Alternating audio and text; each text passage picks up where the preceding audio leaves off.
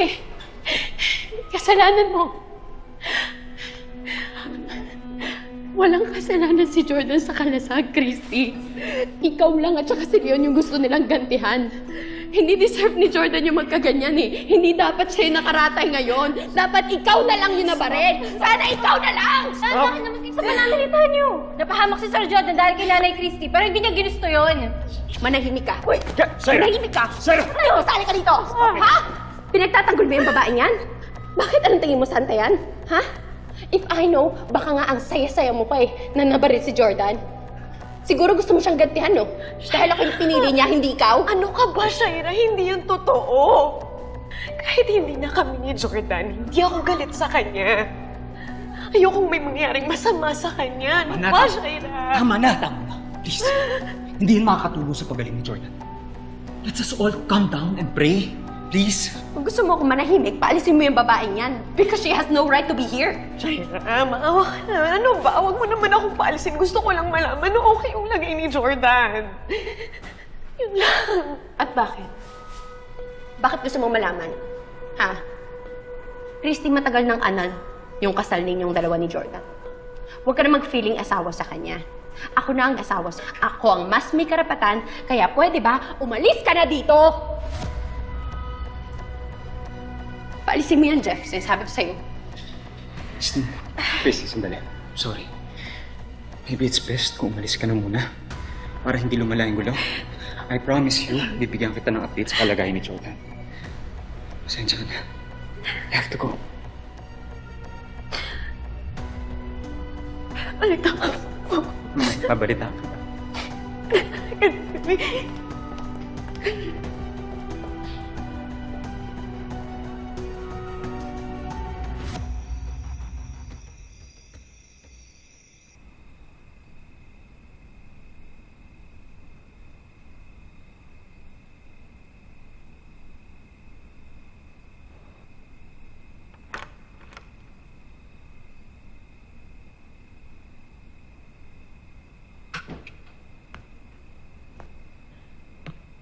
Magpahinga ka na.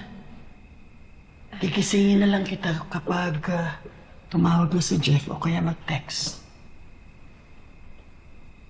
Salamat po sa pag-intindi, Ma. Pero, hindi pa rin po talaga ako makakatulog eh. Si Jordan pa rin yung iniisip ko ngayon. Anak, mahigit 1 taon na kayong hiwalay ni Jordan. But I can still see that you care about him very much. Aminin mo man at hindi, ramdam ko na mahal mo pa rin siya hanggang ngayon.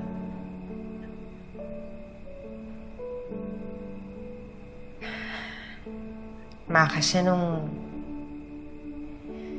pareho kaming na-hostage ng mga kalasag ni Jordan, nagkaroon po kami ng pagkakataon na magkausap. Inamin na namin sa isa't isa yung mga pagkukulang, mga pagkakamali namin sa isa't isa. Sa wakas man, tawad na rin namin yung isa't isa. Kung makakausap ko lang siya, kung masasabi ko lang sa kanya na kahit na annulled na kami, kahit na 1 taon na yung lumipas, Ma, di pa rin talaga napapawasan yung pagmamahal ko sa kanya. Nagdadasal ako, sana magising siya. Kasi naniniwala talaga ako na kakatuluyan pa rin kaming dalawa. Na posible pa rin mabuo namin yung pamilya namin. Anak, may iba ng buhay si Jordan ngayon. Baka ikaw lang ang masaktan. Dahil ikaw lang ang umaasa na magiging kayo ulit sa bandang huli.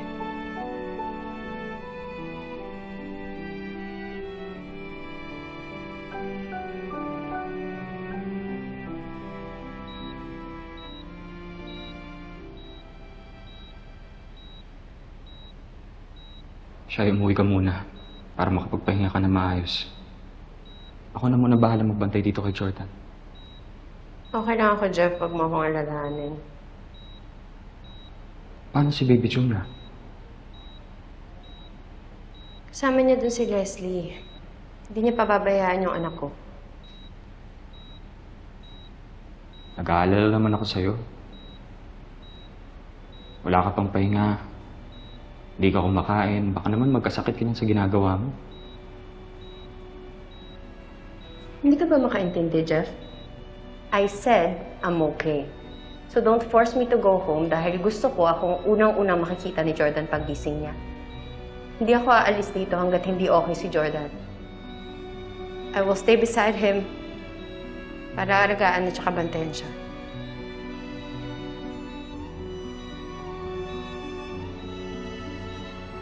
Okay lang ba pakibantayan mo na si Jordan? May pinapabili lang kasi sa akin si Doc sa pharmacy. Pero babalik din ako agad. Sige po, ma'am. You have my number naman sa records niyo, di ba? Pakitawagan na lang ako just in case na magising yung boyfriend ko. Okay, thank you. Thank you.